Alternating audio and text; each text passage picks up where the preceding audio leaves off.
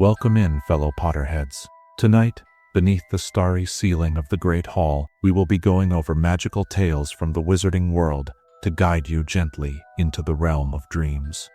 Before we disappear behind the veil of dreams, take a moment to cast your support spell, tap the like button, and join our magical community by subscribing. Also, I'm curious what time it is in your corner of the wizarding world. Whether you're watching from California, Hogsmeade, or London, share your location in the comments below. Your participation will be greatly appreciated and helps our magical community grow stronger. Now, the time for incantations has passed. Dim your lights, find your most comfortable position, and prepare to be transported to the world of witchcraft and wizardry as we begin tonight's magical tales. Chapter 1. The Tradition of the Start of Term Feast. Let's start the story with the most anticipated gathering in the wizarding academic calendar, the Start of Term Feast at Hogwarts School of Witchcraft and Wizardry. Imagine yourself standing before the massive oak doors of the Great Hall as twilight descends on September 1st. The air carries the first hints of autumn's approach, a crispness that whispers of changing leaves and coming frost. Students stream past you, their black robes billowing gently as they move from the carriages and boats that have delivered them to this ancient castle perched high above the dark waters of the Black Lake. The tradition of the Start of Term Feast dates back to the very founding of Hogwarts over 1,000 years ago, when Godric Gryffindor, Helga Hufflepuff, Rowena Ravenclaw, and Salazar Slytherin first established their school of magic. They understood the importance of beginning each academic year with a gathering that would unite their students.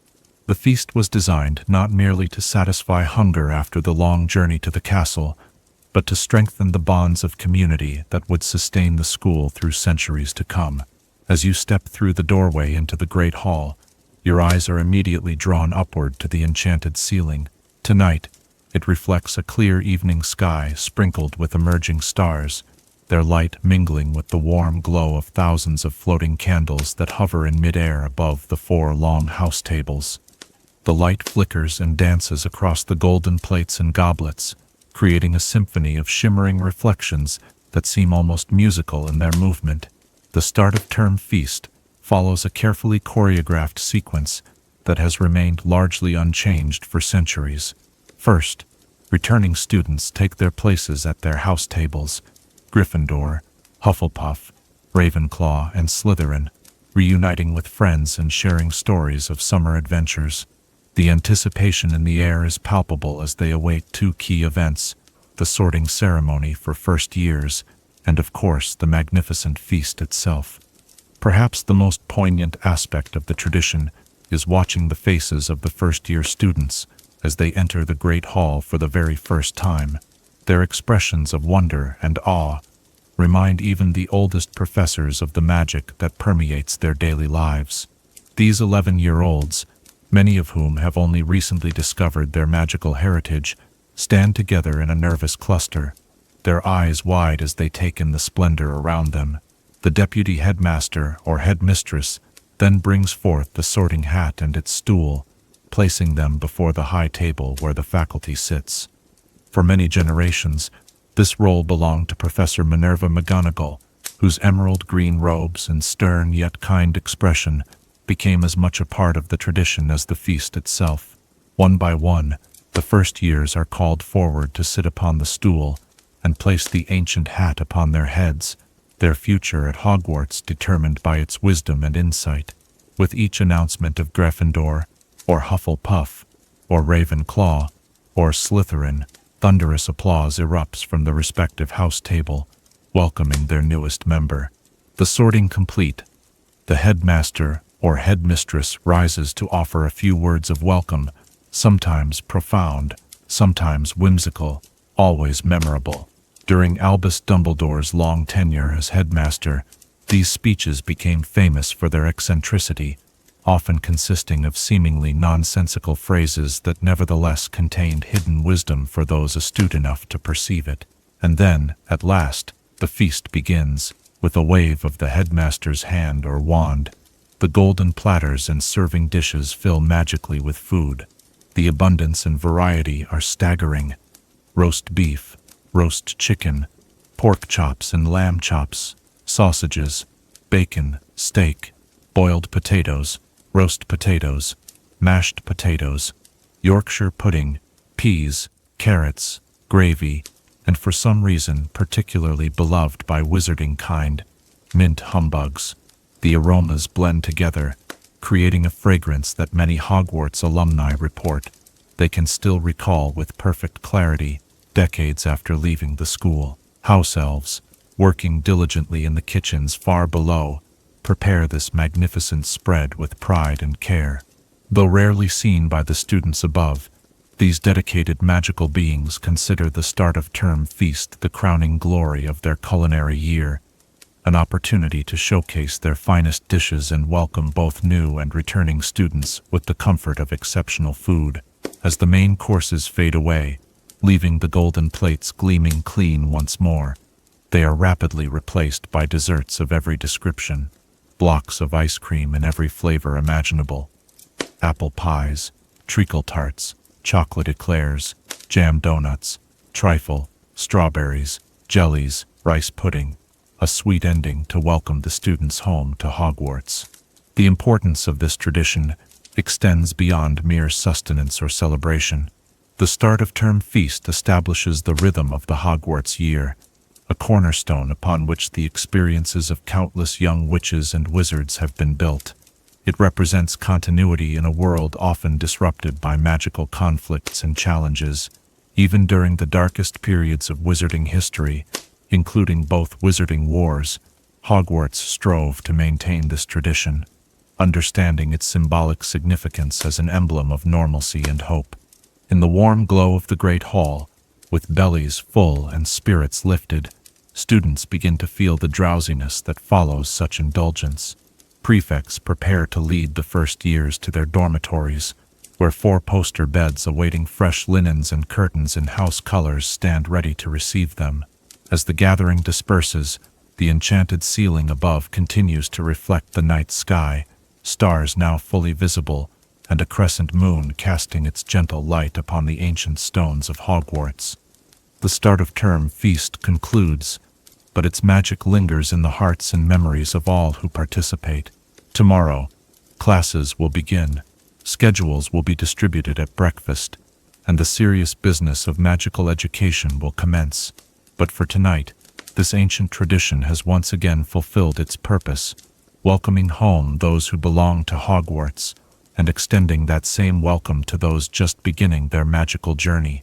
As you sit by our fireplace, contemplating this timeless tradition, perhaps you might wonder, if you were to find yourself at the Hogwarts start-of-term feast, which table would welcome you with its applause, and what memories would you create to carry with you long after you left those hallowed halls?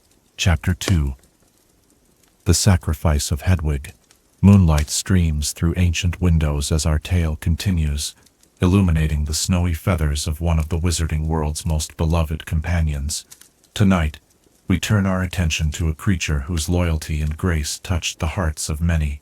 Hedwig, the snowy owl, who became far more than a mere pet to the boy who lived.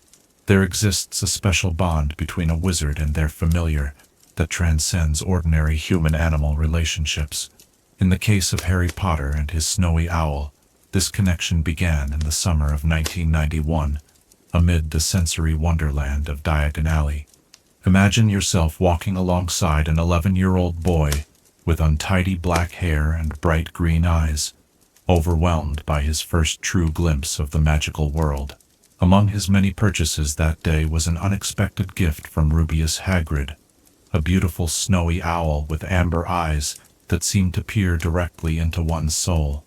Snowy owls are rare in Britain, their natural habitat being the Arctic tundra. Their appearance is striking, pure white feathers dappled with black markings, powerful wings spanning up to 5 feet when fully extended, and an almost regal bearing that commands respect. In the wild, these creatures are known for their exceptional hunting prowess, intelligence, and fierce protection of their territory. In the wizarding world, they are prized as mail carriers for their reliability, discretion, and unusual level of comprehension. Hedwig was exceptional even by the standards of magical owls. From the moment she entered Harry's life, she demonstrated an understanding that went beyond trained behavior. When Harry was confined to Privet Drive each summer, Hedwig became his most consistent connection to the wizarding world, his comfort during lonely nights, his messenger during isolating days. Her indignant hoots and affectionate nips revealed a personality as distinct and developed as any human character in Harry's story. For nearly 7 years, the snowy owl served as Harry's loyal companion. She delivered countless messages, traveling great distances through all manner of weather conditions. She endured periods of cage confinement when Harry's Muggle relatives feared exposure to the magical world. She offered silent companionship during moments of Harry's deepest despair. Through it all, her steadfast presence remained a constant in a life marked by uncertainty and danger. The relationship between wizard and owl evolved over time. In the early years at Hogwarts, Hedwig would often swoop down during breakfast in the Great Hall, delivering mail and accepting tidbits of toast from Harry's fingers. During summer holidays, she would return from hunting expeditions, dropping mice at Harry's feet like precious gifts. When Harry felt misunderstood or alone, Hedwig would perch near him, allowing him to stroke her feathers as he processed his thoughts. These quiet moments of connection illustrate the depth of understanding that existed between them. Owls in the wizarding world are not merely convenient mail carriers. They represent an ancient tradition of animal companionship that dates back to the earliest days of organized magical society. Before the development of more sophisticated magical communication methods, wizards relied heavily on the natural abilities of owls, enhancing these talents with spells that improved their navigational skills, weather resistance, and capacity to locate specific recipients regardless of protective enchantments. What made Hedwig remarkable was not just her beauty or her magical capabilities, but her unwavering loyalty. Throughout Harry's tumultuous school years, as dark forces gathered strength and allies sometimes faltered, Hedwig remained steadfastly devoted. She weathered injuries, endured long journeys, and adapted to increasingly dangerous circumstances as Lord Voldemort's power grew. Her amber eyes witnessed Harry's transformation from an uncertain boy to a young man prepared to face his destiny. The night of July 27, 1997, marked the implementation of a plan to move Harry Potter from the diminishing protection of his childhood home to a safer location before his 17th birthday. The Order of the Phoenix, anticipating that Death Eaters would be watching for such a transfer, devised a strategy involving multiple decoys, 6 other members of the Order taking Polyjuice Potion to assume Harry's appearance, each accompanied by a protector. The summer air was unusually cold that evening, carrying premonitions of the dangers that awaited. Harry insisted that Hedwig travel in her cage rather than flying free to the safe house, a decision made out of concern for her safety, unaware that it would ultimately seal her fate. As 13 broomsticks rose into the night sky, the protective charm around Harry shattered, and the night erupted with the sounds of pursuit. In the chaos that followed, a desperate flight through dark skies illuminated by deadly spells, Hedwig remained in her cage, unable to use her natural abilities to evade danger. When a killing curse meant for Harry's protector, Hagrid, came too close, Hedwig's cage was struck. In that terrible moment, the snowy owl who had been Harry's faithful companion for 6 years fell to the bottom of her cage, her life extinguished in an instant of green light. The symbolism of this loss cannot be overstated. Hedwig represented Harry's first true connection to the wizarding world, a world of wonder and possibility that had been denied to him for a decade. Her death marked the definitive end of Harry's childhood, the first casualty in what would become the final phase of the war against Voldemort. Like the broken wand that would follow, Hedwig's loss signified the shattering of the familiar, as Harry moved into the most dangerous chapter of his journey. What makes this sacrifice particularly poignant is that it was entirely involuntary. Unlike the human members of the Order, who knowingly risked their lives that night, Hedwig had no choice in her participation. She was, in the most literal sense, an innocent caught in a conflict beyond her understanding. Yet in her death, she embodied the central theme of Harry's story, that love, in all its forms, involves vulnerability, and that loss is the inevitable shadow of deep connection. In the moments after Hedwig's fall, Harry had no time to mourn. The battle continued around him, demanding his full attention and quick reflexes. It was only later, in quieter moments, that the reality of her absence would settle upon him. The silence where once there had been soft hoots, the empty space on his shoulder, the loss of amber eyes that seemed to understand him without words. Perhaps most tragically, Hedwig's body, like her cage, was lost during the flight, denying Harry even the small comfort of a proper farewell. This unresolved grief would join the constellation of losses that Harry carried, his parents, Sirius, and eventually others who would fall in the struggle against darkness. Each death diminished him, yet somehow strengthened his resolve to end the cycle of violence that had claimed so many. Years later, when peace had finally returned to the wizarding world, those who knew Harry well would note that he never again kept an owl as a pet. Though practical for a wizarding family, no other creature could replace what Hedwig had been to him, not merely a means of communication, but a symbol of his introduction to a world where he finally belonged. As the stars wheel slowly overhead in our night sky, and as the fire beside us burns down to embers, consider the quiet heroism of this magnificent creature. In a tale filled with dramatic sacrifices and grand gestures, sometimes it is the smallest losses that cut most deeply, a reminder that in war, it is often the most innocent who pay the highest price. As you drift toward sleep, perhaps you might ponder, what does it mean when we lose our first connection to a world that changed us forever? And how do we honor those silent companions whose loyalty accompanies us through our darkest nights? Chapter 3. The Creation of Inferi. Darkness gathers at the edges of our circle of firelight as we delve into one of the most disturbing corners of magical knowledge.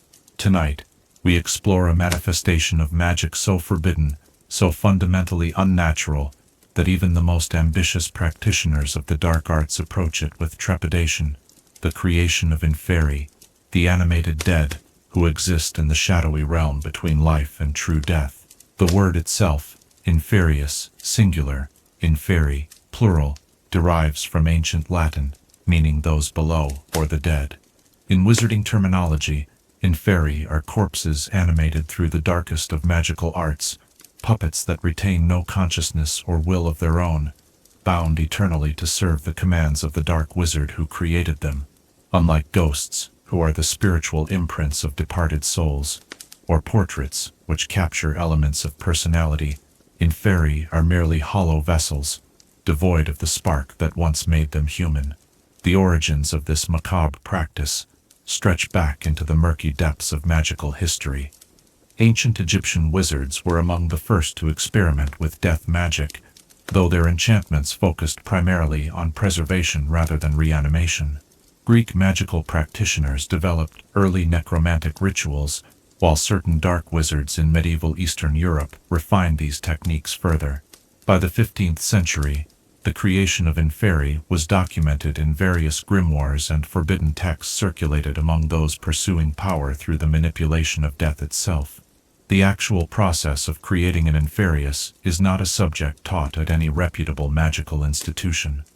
The knowledge is preserved only in the most heavily restricted sections of magical libraries or in private collections belonging to dark wizarding families.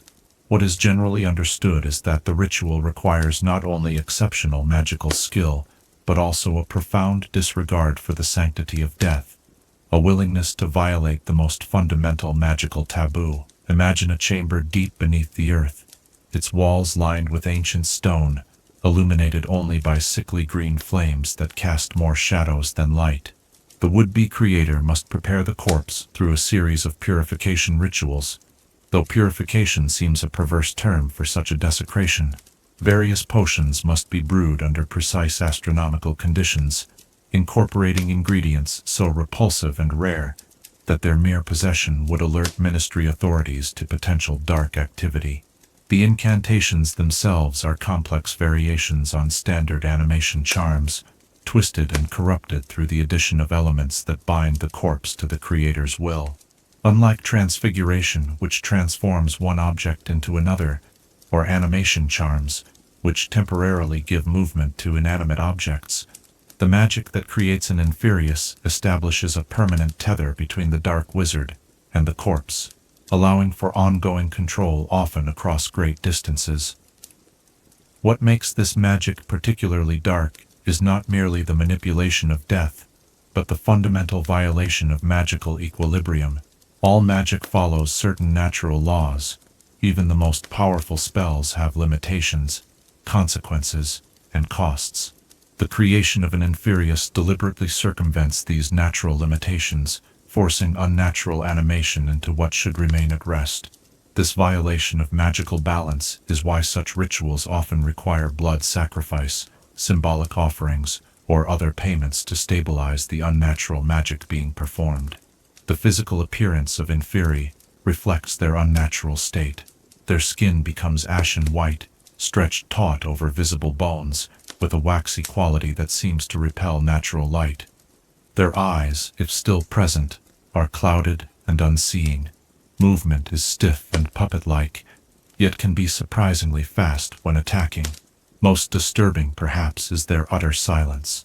Inferi make no sounds beyond the physical noise of their movement, never crying out even when damaged or destroyed.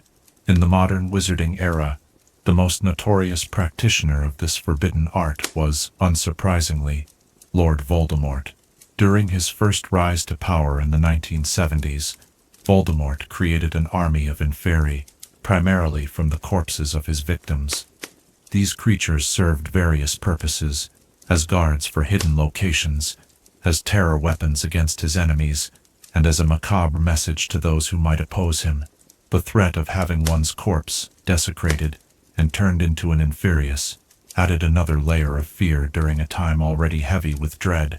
Perhaps the most significant use of Inferi in recent wizarding history was as guardians for one of Voldemort's Horcruxes.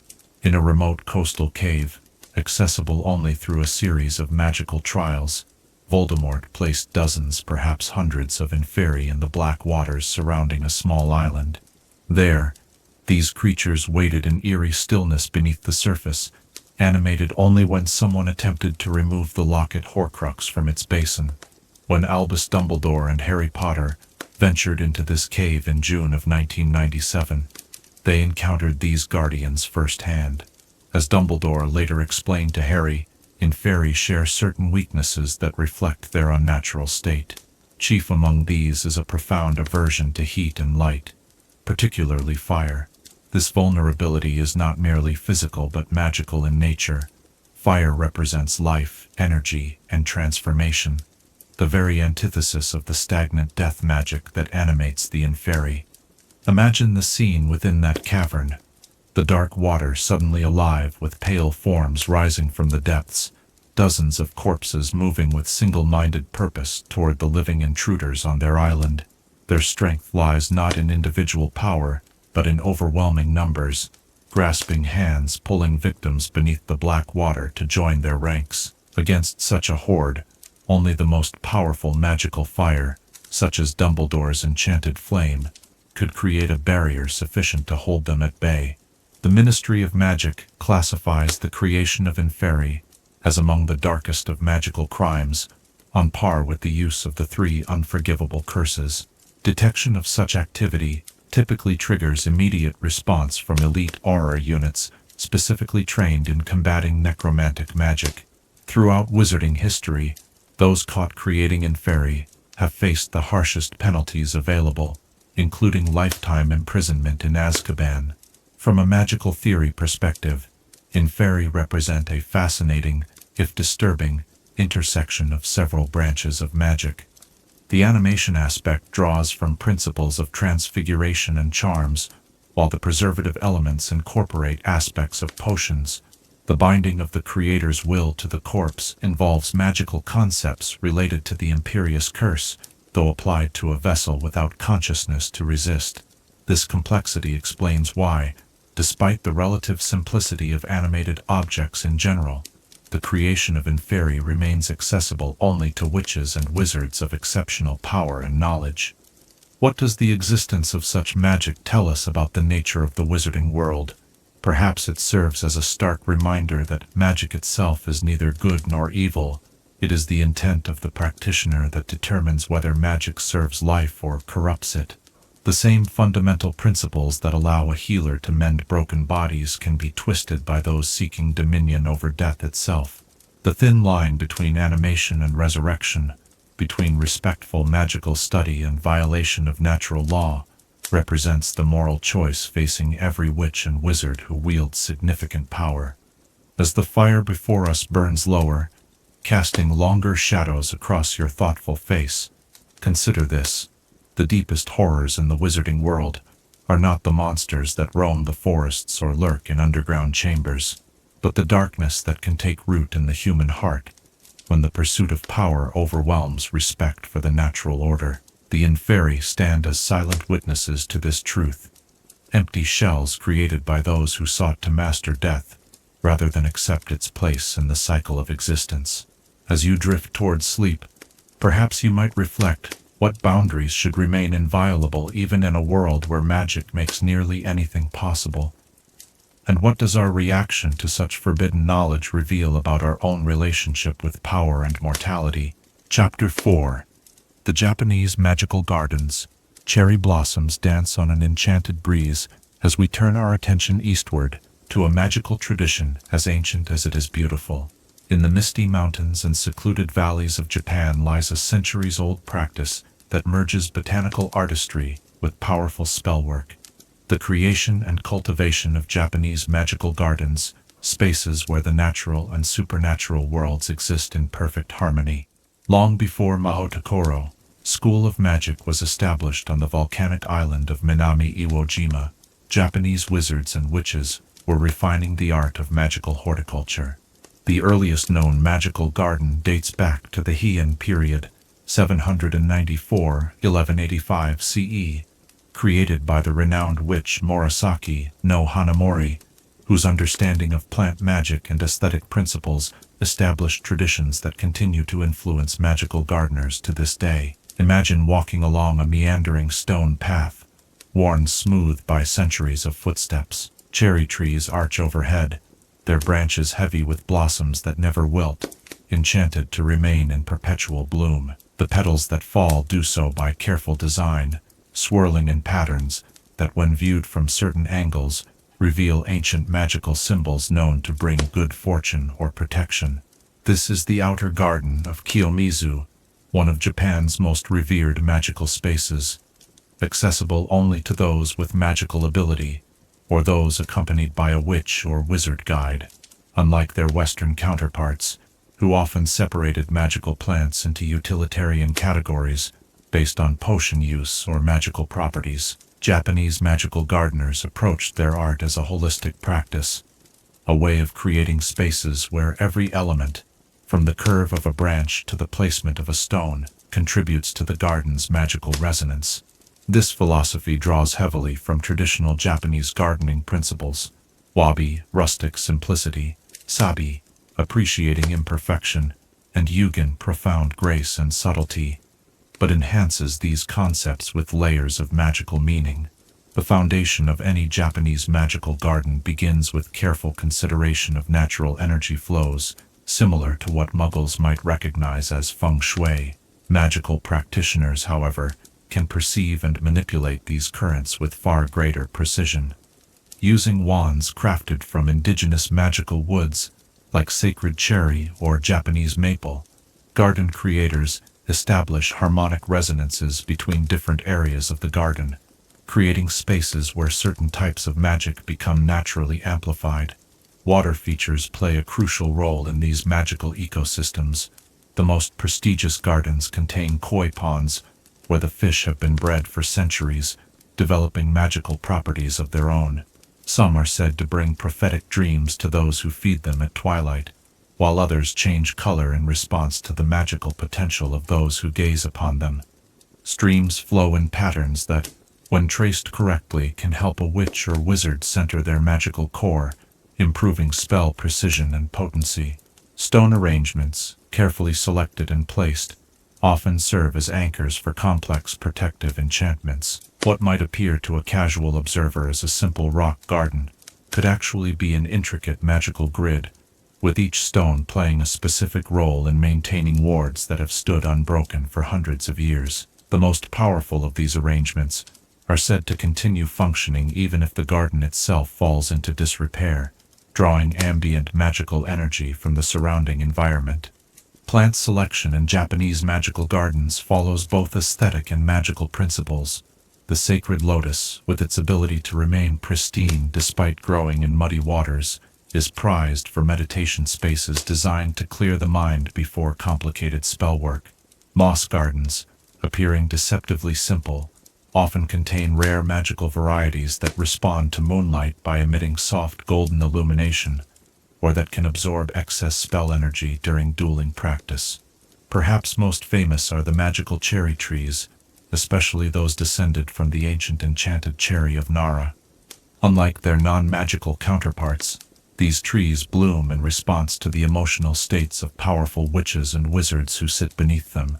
In the presence of true love, their blossoms turn a deeper pink and emit a subtle perfume, said to strengthen genuine romantic bonds while dispelling infatuation potions or enchantments.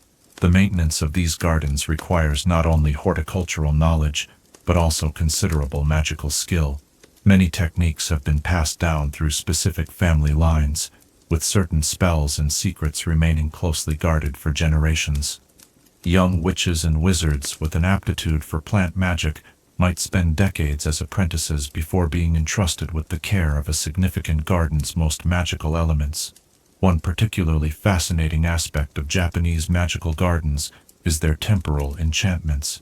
Unlike Western approaches to time-based magic, which often involve devices like time turners that allow the user to physically travel through time, Japanese magical gardens sometimes incorporate areas where time itself flows differently. A contemplation space might be enchanted so that an hour of meditation passes as mere minutes in the outside world, allowing for deeper magical study without sacrificing precious time. The relationship between Japanese magical gardens and the creatures that inhabit them is carefully cultivated. While European wizards might consider garden gnomes to be pests, their Japanese cousins, small moss-covered beings known as kodama, are welcomed as guardians of the oldest trees. These creatures rarely reveal themselves to humans, magical or otherwise, but their presence is considered essential to a garden's spiritual balance. Similarly, magical gardens often attract Eastern varieties of fairies that pollinate magical plants and strengthen the garden's overall enchantments. During the International Statute of Secrecy's implementation in the late 17th century, many of Japan's most magnificent magical gardens faced a crisis. Previously open to appreciative muggles who simply experienced them as exceptionally beautiful spaces without recognizing their magical properties, these gardens now needed to be hidden from non-magical eyes. Rather than rendering them completely inaccessible, many garden caretakers developed subtle misdirection enchantments. Muggles could still visit certain sections, but would find themselves mysteriously disinterested in paths leading to the more overtly magical areas. Today, the tradition of Japanese magical gardening continues to thrive and evolve. At Mahutakoro, students specializing in herbology or charm work spend significant time studying traditional garden design alongside innovative magical techniques. The school's own grounds feature a renowned garden, where each graduating class adds one element, creating a living historical record of magical advancement and aesthetic evolution. For Western visitors fortunate enough to receive an invitation, stepping into a Japanese magical garden can be a transformative experience. Herbologists from Hogwarts have been known to spend years studying the different approaches to magical plant cultivation, while curse breakers find valuable insights in the subtle protective enchantments woven through the landscape. Even those without professional interest find something profound in these spaces where magic is expressed, not through dramatic displays of power, but through harmony, balance, and careful intention. As the evening grows deeper and our fire burns lower, visualize yourself walking along a moonlit path in such a garden. Stone lanterns, enchanted to glow with a light that calms magical auras, illuminate your way. The scent of magical wisteria, which blooms in response to peaceful thoughts, surrounds you. In the distance, a small pavilion awaits where you might sit and watch the interaction of moonlight and magic across the surface of a still pond. As sleep begins to beckon, perhaps you might wonder what secret garden might exist within your own magical potential, and what harmonies could you cultivate if you approached your own abilities with the patience and intentionality of the Japanese magical gardeners. Chapter 5. The Enchantment of a Wizarding Tent. As twilight deepens and stars emerge overhead, let us turn our attention to one of the most practical yet wondrous examples of magical ingenuity, the wizarding tent. From the outside, these canvas structures may appear no different from those used by Muggles on camping expeditions, but cross the threshold and you enter a realm where the laws of physical space bow to magical intention. The art of creating magically expanded spaces has existed nearly as long as wizard kind itself. Ancient magical nomads, traveling across harsh deserts or frigid tundras, developed early versions of space-expanding magic out of sheer necessity. These earliest enchanted shelters were crude by modern standards, perhaps a simple tent with twice the interior space it should logically contain, but they laid the foundation for what would become a sophisticated magical tradition. By the medieval period, permanent magical expansions had become relatively common in wizarding architecture. Hidden rooms, expanded closets, and enchanted trunks began appearing in the homes of affluent magical families. However, the creation of temporary expanded spaces, ones that could be packed away and transported, required further magical innovation. This led to the development of what we now recognize as the modern wizarding tent. The basic principles behind an enchanted tent involve several branches of magic working in concert.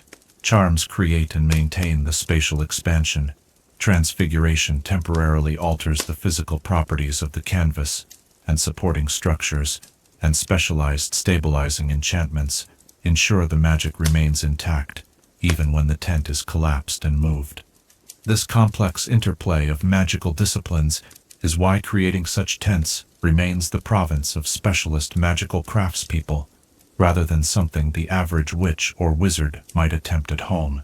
Visualize, if you will, the workshop of such a craftsperson. Rolls of specially treated canvas line the walls, each having soaked in preparatory potions for precisely determined periods. Work tables display an array of curious instruments, silver measuring devices that assess magical dimensions rather than physical ones, enchanted needles that sew patterns capable of holding complex charms, and wands specific to spatial expansion work, often containing the tail hair of a demiguise, a creature naturally adept at manipulating space during invisibility. The creation process begins with the outer shell, typically made to appear innocuously Muggle-like to avoid unwanted attention. This outer layer must be both physically durable and magically receptive, capable of containing the powerful enchantments that will be layered upon it. Manufacturers often use canvas treated with essence of murtlap or infused with powdered moonstone to enhance its magical properties while maintaining a mundane appearance. Next comes the delicate work of establishing the dimensional parameters. Unlike permanent spatial extensions found in locations such as platform 9 3/4, a tent's interior dimensions must be flexible enough to collapse when needed, yet stable enough to maintain integrity while in use. This requires calibrated boundary-defining spells that create what magical theorists call a dimensional envelope, a self-contained magical space that exists partially outside normal physical constraints. The interior of a wizarding tent represents perhaps the most intricate aspect of its enchantment. Basic models might simply offer an expanded single room with rudimentary furnishings, while luxury versions can contain multiple floors, separate bedrooms, fully functional kitchens, and even bathrooms with running water, all somehow contained within a structure that can be carried in a rucksack. This interior customization requires not only spatial charms, but also considerable transfiguration work to create furnishings that can shrink and expand without losing functionality. One of the most fascinating aspects of wizarding tents is their relationship with the elements. How does a tent that seems no larger than a Muggle camping tent on the outside manage to stay warm in winter, or cool in summer, when its interior volume is many times greater? The answer lies in environmental adjustment, charms layered into the tent's construction. These spells create a buffer zone between the external environment and the interior space, allowing for reasonable comfort regardless of outside conditions. Consider what we witnessed at the Quidditch World Cup in 1994, where thousands of wizards and witches from across the globe gathered in apparently modest tents that concealed extraordinary interiors. Weasley's borrowed tent, while described as shabby by its standards, contained multiple rooms, bunks for many occupants, and a small kitchen, all invisible from the outside.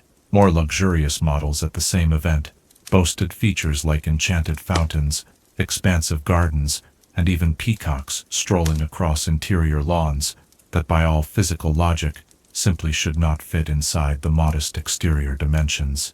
The legal regulation of such magical spaces falls under several ministry departments. The Department of Magical Transportation oversees any portable expanded spaces due to their mobile nature, while the Misuse of Muggle Artifacts Office ensures the external appearance remains appropriately inconspicuous. There are strict guidelines regarding the maximum expansion ratio permitted, generally no more than 25:1 for commercial models, without special licensing, and limitations on which features can be incorporated. For instance, connecting a portable expanded space to the Flu network requires separate authorization from the Flu Network Authority due to the complex magical interactions involved. From a magical theory perspective, wizarding tents operate on principles similar to those used in other expanded spaces, like magical trunks or enchanted handbags. The key difference lies in the temporary nature of the tent's deployment. When packed away, the expanded space doesn't cease to exist, but rather enters a state magical theorists call dimensional dormancy. The space continues to exist in a compressed magical form, ready to unfold when the tent is pitched again. What makes this magic particularly impressive is its stability and resilience. Consider the tent used by Harry, Ron, and Hermione during their hunt for Horcruxes. Despite being transported to numerous locations, set up and taken down repeatedly, and subjected to harsh weather conditions, its internal dimensions remained consistent throughout their journey. This reliability speaks to the sophisticated enchantment work that goes into even seemingly modest wizarding tents. The production of quality wizarding tents requires considerable expertise and specialized resources, making them relatively expensive items in the wizarding world. The most renowned manufacturers include Magical Expedition Outfitters, a British firm established in 1723 that supplies explorers and researchers with high-performance magical accommodations, and Tentes Merveilleuses of France, known for their luxuriously appointed models favored by wealthy magical families for extended outdoor gatherings. Different wizarding cultures have developed their own distinctive approaches to portable expanded spaces. Persian magical carpets sometimes incorporate miniature palaces that unfold when the carpet is laid flat in a specific manner. Nordic wizards have traditionally used expanded spaces within seemingly ordinary wooden cabins that can be shrunk to pocket size when not in use.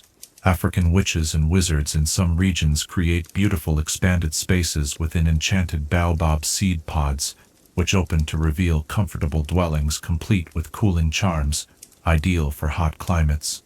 As with many magical innovations, the wizarding tent represents a perfect marriage of practicality and wonder. It allows magical folk to travel lightly while maintaining the comforts of home, to blend inconspicuously into Muggle surroundings while preserving their magical way of life, and to create private space almost anywhere their journeys might take them. In a single enchanted object, we see many of the qualities most valued in magical innovation: ingenuity, discretion, comfort, and a certain elegant defiance of physical limitations. As our fire dims and the night deepens around us, imagine yourself standing before an unassuming canvas tent, pulling aside its flap to reveal polished wooden floors, comfortable armchairs, and perhaps a kettle already whistling cheerfully on a stove that by all rights shouldn't fit inside such a modest structure. Such is the everyday magic that makes the wizarding world a place of constant wonder, where even the most practical objects contain marvels that remind us of magic's endless possibilities. As sleep begins to claim you, perhaps you might ponder, if you could design your own wizarding tent with interior spaces limited only by imagination rather than physical constraints, what rooms would you include, and what would this reveal about the experiences you value most in this world or any other? Chapter 6. The ceremony of the sorting hat. The flames of ancient torches flicker against stone walls as nervous first years gather in the entrance hall of Hogwarts Castle. Tonight, we explore one of the most pivotal moments in a young witch or wizard's life, the sorting ceremony, where the mysterious sorting hat determines which of the 4 houses will become their home for the next 7 years. Few traditions at Hogwarts inspire such a mixture of anticipation and trepidation as the sorting ceremony. For generations of magical children, this moment represents their first true step into the wizarding world, a rite of passage that has remained remarkably unchanged since the founders' time. The ceremony itself combines elements of pageantry, ancient magic, and deeply personal revelation, in a way that shapes not only the educational experience of each student, but often their identity for years to come. The origins of the sorting ceremony date back to the very establishment of Hogwarts School of Witchcraft and Wizardry, around 990 CE. The 4 founders, Godric Gryffindor, Helga Hufflepuff, Rowena Ravenclaw, and Salazar Slytherin, each valued different qualities in their students, and wished to teach those who exemplified their personal ideals. Initially, they simply selected students themselves, but this raised the question of how sorting would continue after their lifetimes. According to historical accounts preserved in the Hogwarts Library, it was Godric Gryffindor who proposed the solution. He removed his own pointed wizard's hat, a fairly unremarkable piece of headwear by the fashion standards of the time, though made of high-quality materials befitting Gryffindor's noble status. The 4 founders then worked together to enchant this hat, imbuing it with a measure of their own intelligence, values, and magical essence. This collaboration created an artifact of remarkable magical sophistication, capable of peering into the minds of students to discern their innate qualities and potential. Imagine yourself standing in the Great Hall during those early years of Hogwarts. The ceiling, already enchanted to reflect the night sky, sparkles with stars above long wooden tables illuminated by floating candles. The founders themselves would have presided over the ceremony, with Gryffindor likely presenting his enchanted hat with a flourish, explaining its purpose to the assembled students. That first sorting must have been a moment of wonder and perhaps uncertainty. Would this magical object truly be able to see into their hearts and minds? Could it really determine where they belonged? Over 1,000 years later, the ceremony follows much the same pattern. The first years, having crossed the Black Lake in enchanted boats under the watchful eye of the Keeper of Keys and Grounds, are led into the Great Hall by the deputy headmaster or headmistress. Their entrance is a moment of quiet drama. 40 or so children, wide-eyed with wonder at their first sight of the Great Hall, walking between the house tables where older students crane their necks for a glimpse of potential new housemates. The physical setting of the sorting contributes significantly to its emotional impact. The enchanted ceiling above, the sea of black-robed students watching expectantly, the high table where professors observe with varying degrees of interest or indifference, all create an atmosphere of ceremonial importance. At the front of the hall on a 4-legged stool sits the sorting hat, looking far less impressive than its magical capabilities would suggest, patched, frayed, and extremely dirty after centuries of use. Before the sorting begins in earnest, the hat performs its annual song. This remarkable feature of the enchantment, allows the hat to compose a new ballad each year, typically explaining the qualities valued by each house, while sometimes commenting on current events at Hogwarts or in the wider wizarding world. Musicologists who have studied these compositions note that while the hat maintains a consistent meter and rhyme scheme across centuries, its thematic content evolves to reflect changing times. Perhaps the most visible evidence that the hat possesses some form of consciousness beyond its sorting capabilities. Then comes the moment of truth. One by one, students are called forward alphabetically to sit upon the stool. The hat is placed upon their head, falling down over the eyes of many first years, creating a moment of darkness and privacy for what follows. What most observers see is merely a student sitting motionless for anywhere from a few seconds to several minutes, before the hat announces its decision with a shout that echoes through the great hall. What the student experiences, however, is far more intimate. The hat speaks directly into their mind, often engaging in a brief but profound conversation about their qualities, desires, and potential. In these private moments, the hat may reveal insights about a student's character that even they were not fully aware of, or consider multiple possible houses before making its final determination. For some students, like Harry Potter, the hat even takes their preferences into account, suggesting that while it can see a person's inherent qualities, it also respects the role of choice in shaping identity.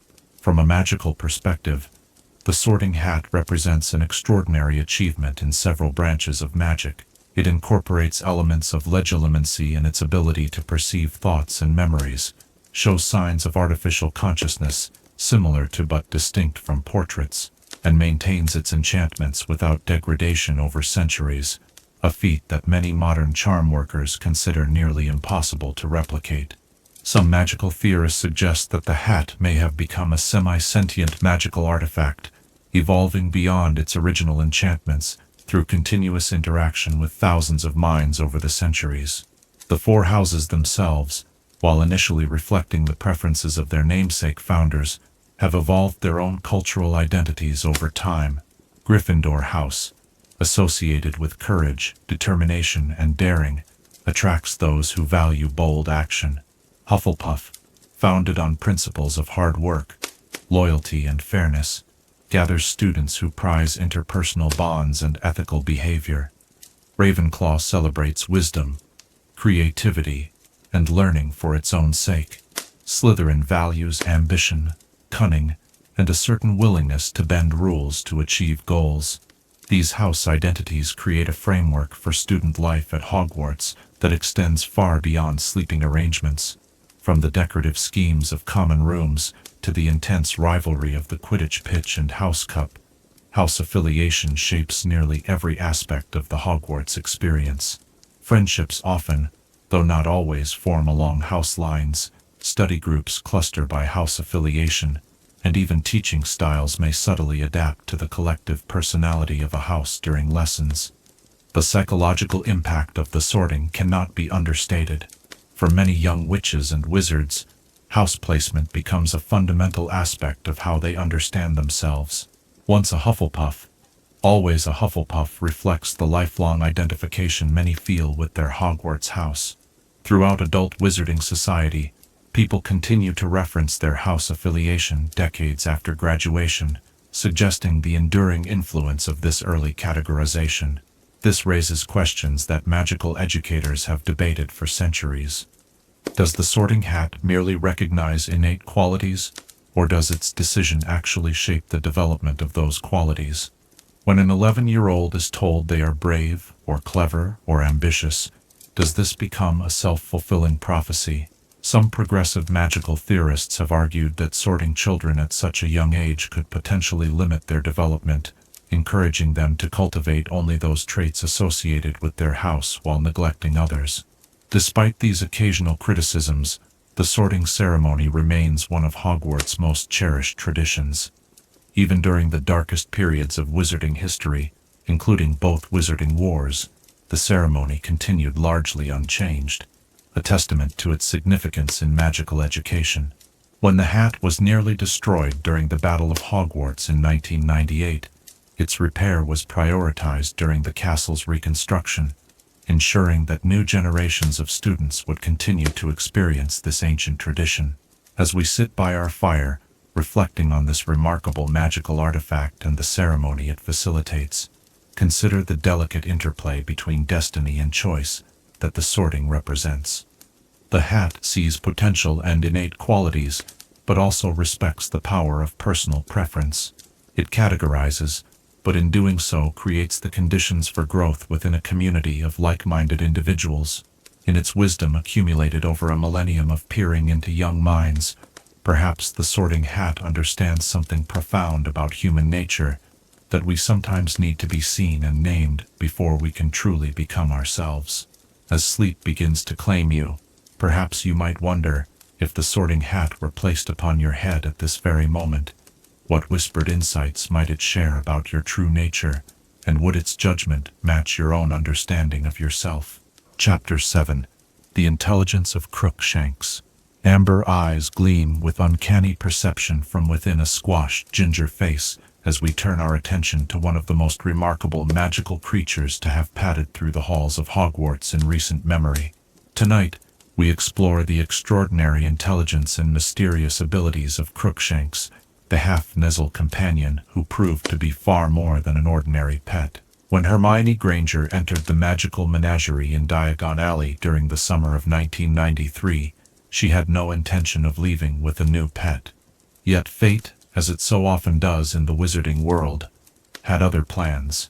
The large ginger cat that launched himself at Ron Weasley that day had apparently been in the shop for quite some time, overlooked by potential owners due to his decidedly unusual appearance.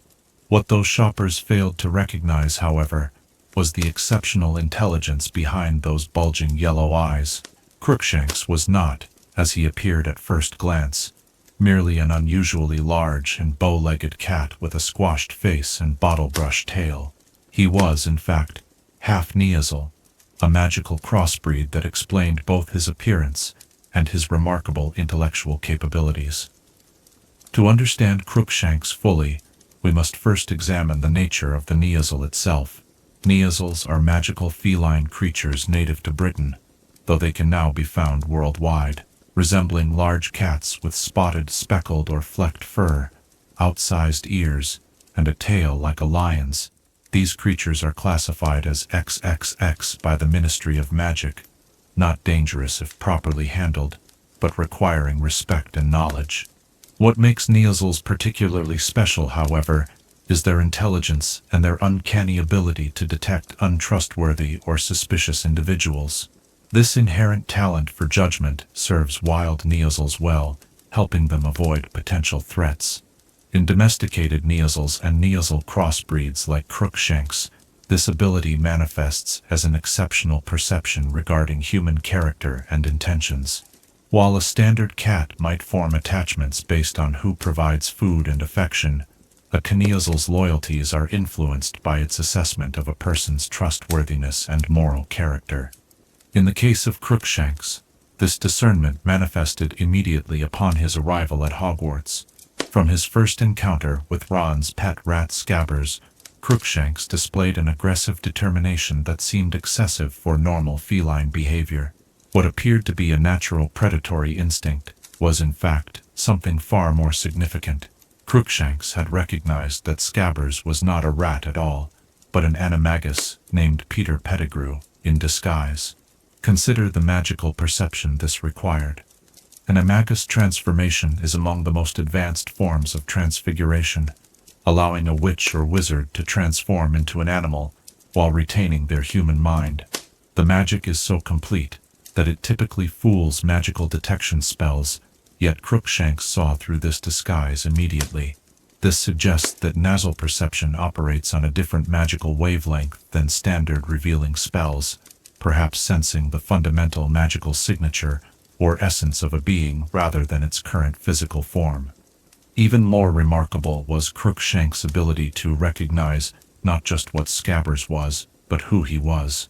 The half-Neasel somehow understood that Pettigrew represented a threat, not just to his household, but to the wider wizarding world. This level of comprehension goes beyond mere instinct or even standard magical creature intelligence. It suggests a sophisticated understanding of complex situations and moral implications. Crookshanks' intelligence manifested in other ways throughout the 1993 to 1994 school year. Perhaps most significantly, he formed an alliance with another canine who was more than he appeared. Sirius Black in his animagus form of a large black dog. According to Sirius's own account, Crookshanks not only recognized him as human, but understood his intentions toward Pettigrew were justified. This led to an unprecedented collaboration between animal and wizard. Imagine the scene in the Shrieking Shack as described by those present, Crookshanks positioning himself protectively over Sirius's heart when Harry Potter appeared ready to attack, a gesture that communicates not just loyalty but a nuanced understanding of the situation's moral complexity.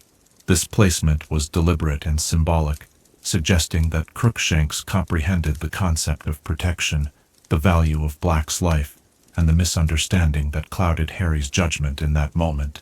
The practical assistance Crookshanks provided to Sirius further demonstrates his exceptional abilities. He reportedly stole the passwords to Gryffindor Tower from Neville Longbottom's bedside table, an action requiring not just physical dexterity, but an understanding of what the paper represented and why Sirius needed it. Later, he helped lure Harry, Ron, and Hermione to the Shrieking Shack, acting as an intentional guide rather than merely leading them to Sirius by chance. From a magical zoological perspective, Crookshanks represents a fascinating case study in magical hybridization. While pure kinazals require licenses from the Department for the Regulation and Control of Magical Creatures due to their distinctive appearance and occasionally aggressive behavior towards suspicious individuals, half-nasals like Crookshanks exist in a more ambiguous category. They retain many of the magical abilities of their nasal parent, but generally display a temperament more suited to domestic life and an appearance that, while unusual, can pass for a natural cat breed in Muggle contexts. The breeding of nasal hybrids is a specialized practice typically undertaken by licensed breeders who understand the complex magical genetics involved. Half-nasals inherit varying degrees of nasal traits, with some showing stronger magical abilities than others. In Crookshanks' case, his nasal heritage expressed itself powerfully in his intelligence and perception, while his physical appearance maintained enough cat-like characteristics to avoid drawing undue attention in mixed magical Muggle environments. Beyond his role in the events surrounding Sirius Black and Peter Pettigrew, Crookshanks demonstrated consistent intelligence throughout his time at Hogwarts. Hermione frequently commented on his ability to understand complex instructions and situations he seemed to recognize when she was distressed and would offer comfort accordingly. He navigated the labyrinthine castle with apparent ease, suggesting either an excellent memory or some magical sense of direction inherited from his nasal ancestry. One particularly interesting question that magical zoologists continue to debate is the extent to which Crookshanks could understand human language. While he could not speak, his actions often suggested comprehension beyond what even the most intelligent non-magical cats display. Did he understand words themselves, or rather interpret tone, intent, and emotional states? The distinction matters in our understanding of magical creature intelligence and the boundaries between human and non-human cognition in the wizarding world. The bond between Hermione and Crookshanks also merits consideration. Unlike some magical companions who form exclusive attachments to their chosen witch or wizard, Crookshanks maintained his independent nature while still demonstrating clear loyalty to Hermione. This balance between autonomy and devotion seems characteristic of nasal relationships with trusted humans, respect and affection without subservience or dependence. After the Second Wizarding War, Crookshanks continued to live with Hermione, first at her parents' home and later, presumably, when she established her own household. Given the potential lifespan of magical feline creatures, which can exceed 20 years in optimal conditions, Crookshanks likely witnessed the reconstruction of wizarding society, and perhaps even the early childhood of Hermione's children with Ron Weasley. What makes creatures like Crookshanks so valuable in the wizarding world is not just their practical abilities, such as detecting untrustworthy individuals, but the perspective they offer. Half-Nezzles inhabit a unique position between the everyday magic of domestic cats and the more specialized magical abilities of pure magical creatures. They remind us that intelligence in the wizarding world manifests in diverse forms, not always recognized or fully understood by the witches and wizards who encounter it. As our fire burns low and shadows lengthen across the room, consider the amber-eyed gaze of this remarkable creature, neither fully cat, nor fully cat, nor fully cat, nor fully cat, nor fully cat, nor fully cat, nor fully cat, ni. In his squashed face and penetrating stare lies a reminder that wisdom often comes from unexpected sources, and that the ability to see beyond appearances to the truth beneath is among the most valuable forms of magic. As sleep begins to claim you, perhaps you might wonder, what hidden truths might a creature like Crookshanks perceive in you, beyond the masks and transformations we all wear in our daily lives, and what alliances might such perception make possible? Chapter 8. The Control of Inferi. As our hearth fire dims to glowing embers, casting long shadows across the room, we delve deeper into one of the darkest aspects of magical control, the manipulation and command of Inferi. Having explored their creation in an earlier tale, we now turn to the complex and disturbing methods by which these soulless vessels are directed by the dark wizards who summon them. The practice of controlling Inferi represents perhaps the most complete form of magical domination possible, for unlike the imperious curse, which must overcome a living will, or the binding of magical creatures, which contends with natural instincts, Inferi possess neither consciousness nor will of their own. They are, in the most literal sense, empty vessels waiting to be directed, making them both incredibly dangerous and uniquely vulnerable to specific magical approaches. The fundamental principle of Inferious control lies in the magical tether established during the creation process. This connection functions somewhat like an invisible leash, binding the animated corpse to the will of its creator. The dark wizard who performs the animation ritual embeds specific commands within the very magic that animates the Inferious, creating what magical theorists sometimes call command anchors, magical instructions that remain active even when the controlling wizard is far away or occupied with other matters. These command anchors can range from extremely simple directives, attack any living being that enters this cave, to surprisingly complex instructions involving conditional responses, target recognition, or even rudimentary problem-solving. The sophistication of these commands depends entirely on the magical skill of the creator and the amount of magical energy invested in the animation process. Lesser practitioners might only manage to create Inferi capable of mindless aggression, while powerful dark wizards like Voldemort could create guardians with the ability to recognize specific threats or protect particular objects. The mechanics of direct control require a specific set of non-verbal spells that adjust or refine these embedded commands. Picture a dark wizard standing before his Inferi, wand movements flowing in patterns reminiscent of puppetry, swift downward slashes to initiate movement, circular motions to establish patrol patterns, sharp jabs to designate targets. These gestures, combined with focused magical intent, modify the command anchors, or temporarily override them with immediate directives. What makes this control particularly insidious is that it can be maintained over vast distances, unlike many other forms of magical influence, which weaken with proximity. Once the command anchors are properly established, Inferi will continue to follow their instructions indefinitely until new commands overwrite the previous ones, or until the animating magic itself is broken. This persistence explains how Voldemort could leave his Inferi guardians in the remote sea cave for years, confident that they would remain vigilant despite his absence. Communication between multiple Inferi represents another level of control complexity. When dark wizards deploy Inferi in groups, as Voldemort did in the cave, they typically establish what magical theorists call sympathetic resonance between the animated corpses. This magical connection allows for coordinated action without individual direction. When one Inferius is activated by a trigger condition, such as an intruder attempting to remove the Horcrux. The activation spreads through this resonance to all connected Inferi, resulting in a simultaneous response. This method of mass control explains the particularly horrifying efficiency of Inferi when deployed in large numbers. Unlike a human group, which might respond with confusion or varied timing to a threat, sympathetically linked Inferi move with unnerving synchronization, emerging from hiding places or rising from dormant states with perfect coordination. Witnessing such movement as Harry Potter and Albus Dumbledore did in the cave creates a deeply disturbing impression, the uncanny suggestion of a hive mind where none should exist. The physical limitations of Inferi necessitate certain adaptations in control methodology.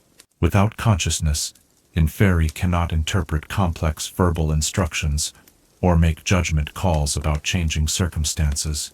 They operate on what might be described as magical programming, fixed responses to specific triggers. This limitation means that controlling wizards must anticipate potential scenarios and build appropriate responses into their initial command anchors, a challenge that requires considerable foresight and magical sophistication. The environmental conditions in which Inferi are deployed also influence control techniques. Voldemort's placement of his Inferius Guardians beneath the surface of the Black Lake in the Sea Cave demonstrates a magical innovation that merges animation magic with environmental adaptation. The Inferi were enchanted to remain dormant beneath the water's surface until triggered, perfectly preserved by both their animation magic and the dark, cold conditions. This dormancy state represents an energy-efficient form of control, allowing the Inferi to persist indefinitely without constant magical maintenance. From a defensive perspective, understanding Inferius control methods reveals their key vulnerabilities. Since the controlling magic must maintain a delicate balance between animation and direction, introducing conflicting magical energy, particularly fire, disrupts this balance. Fire magic doesn't merely damage Inferi physically, it actively interferes with the command anchors and controlling enchantments, causing the artificial animation to falter or collapse entirely. This is why Dumbledore's fire ring in the cave proved so effective. It didn't just create a barrier, but actively undermined the control magic binding the Inferi to Voldemort's will. The ethical implications of Inferius control are, of course, profoundly disturbing. Beyond the obvious desecration involved in creating Inferi, the act of control represents a fundamental perversion of magic's relationship with free will. Most forms of magical control, from persuasion charms to even the illegal Imperius Curse, must contend with the subject's consciousness and potential resistance. Inferius control bypasses this entirely, treating what was once a human being as merely a tool or weapon.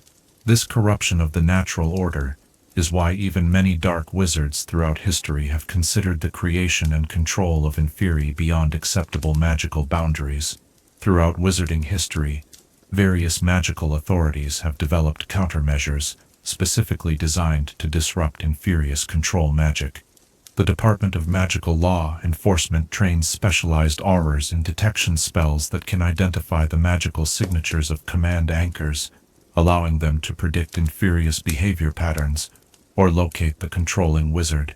In cases where Inferi must be neutralized rather than destroyed, complex charm work can temporarily override existing command anchors, with simple pacification directives until proper containment is possible.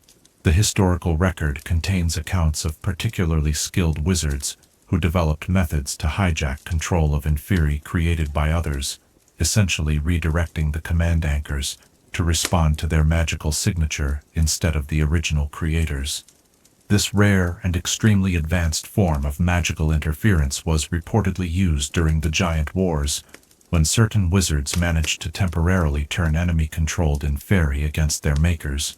Such techniques remain theoretical for most modern practitioners, preserved only in heavily restricted magical texts. While Voldemort may have been the most notorious user of Inferi in recent wizarding history, he was far from the first to refine their control methodology.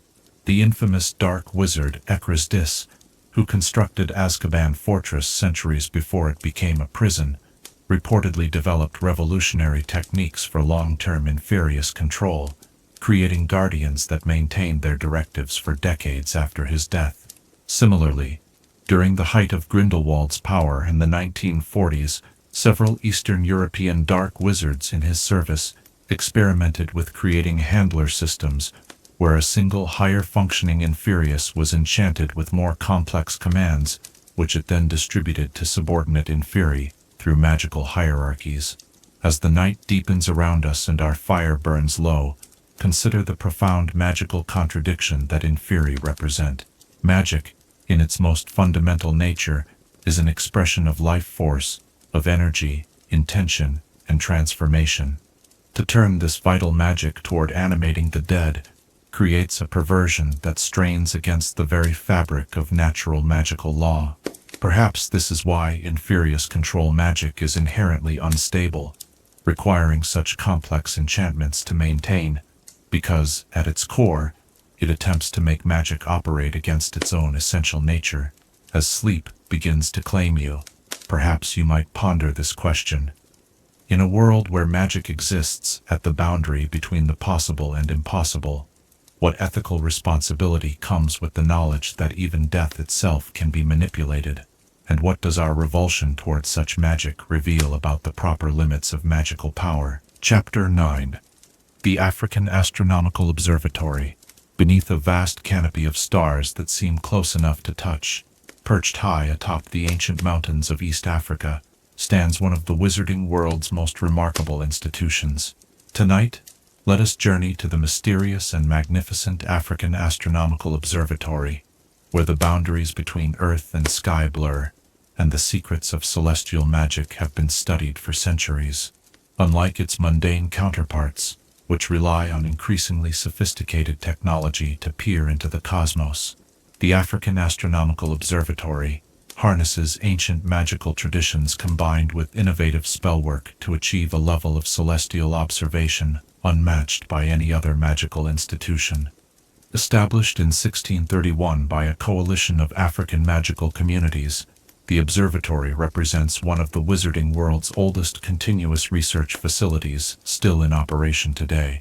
The location was chosen with extraordinary care.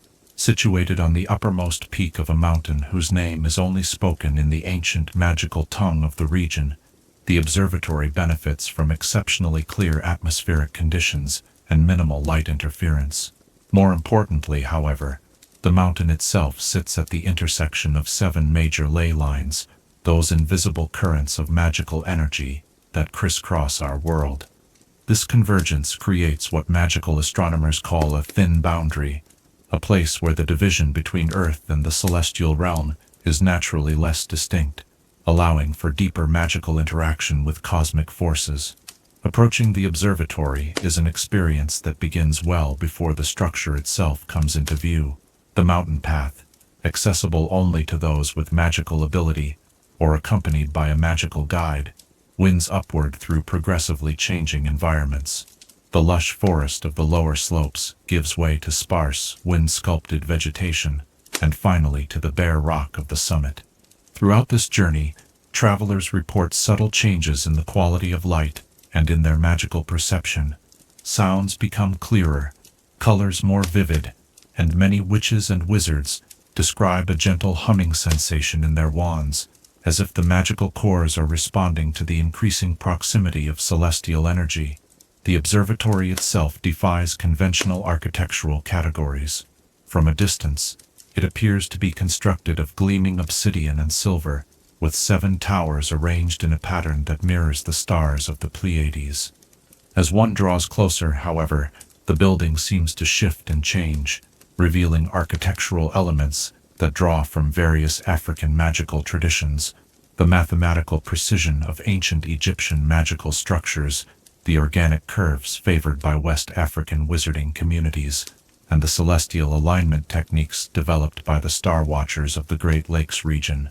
Most remarkable of all is the central dome, which appears solid from the outside, but when viewed from within, becomes completely transparent to the night sky.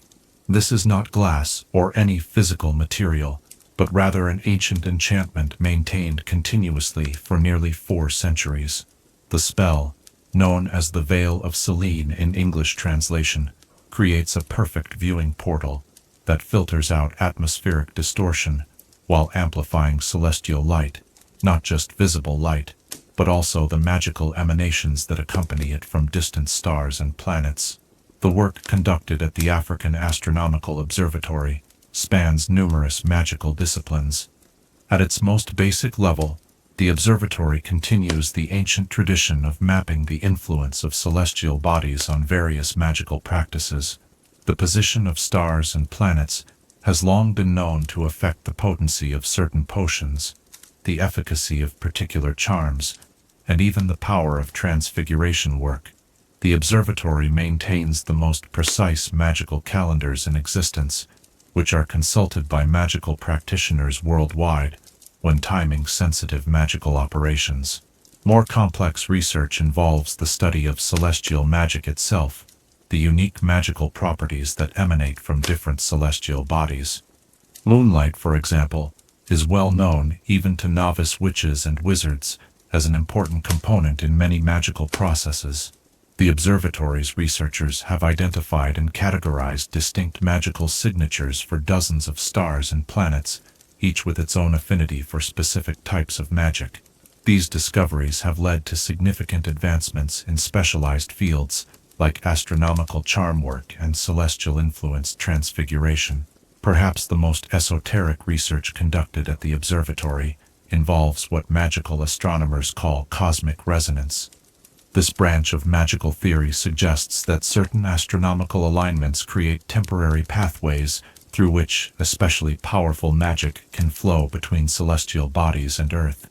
The most dramatic example in recent memory occurred during the rare celestial alignment of 1982, when researchers at the observatory successfully channeled an unprecedented amount of magical energy from the conjunction of Jupiter and Saturn, using it to create enchantments of extraordinary durability and power.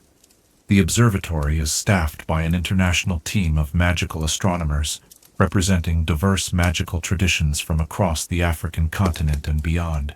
Admission to the research staff is extraordinarily selective, requiring not only exceptional magical ability, but also specialized knowledge of both astronomy and the particular brand of magic the candidate wishes to study in relation to celestial influences. Many staff members begin as apprentices, sometimes studying for a decade or more before being granted full researcher status. The library housed within the observatory's eastern tower contains some of the oldest and most comprehensive texts on celestial magic in existence.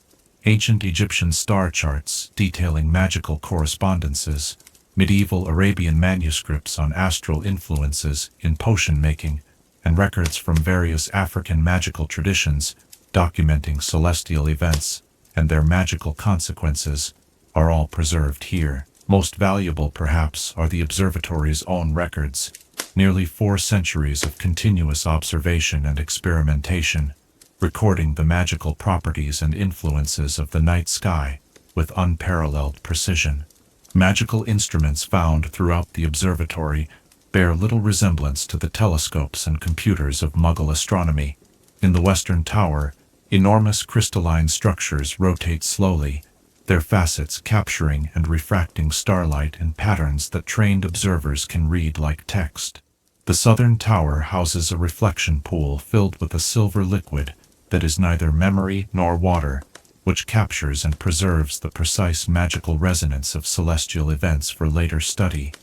Perhaps most impressive is the central chamber's celestial orrery, a magical model of our solar system that moves in perfect synchronization with the actual celestial bodies, displaying not just their physical positions, but the currents of magical energy flowing between them. The relationship between the observatory and various wizarding governments has evolved over the centuries. Initially operated independently by a council of African magical elders, the observatory now functions under the joint oversight of the Continental Association of African Magical Ministries, while maintaining significant autonomy in its research pursuits. Its findings are shared with magical governments worldwide, though certain discoveries regarding particularly powerful celestial magic are are carefully controlled to prevent misuse.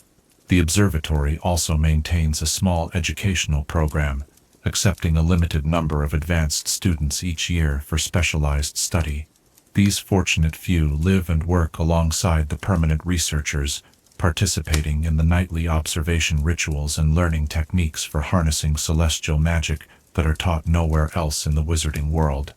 Alumni of this program often go on to prominent positions in magical astronomy departments at institutions like Ogadou School of Magic, or specialized research divisions within various ministries of magic.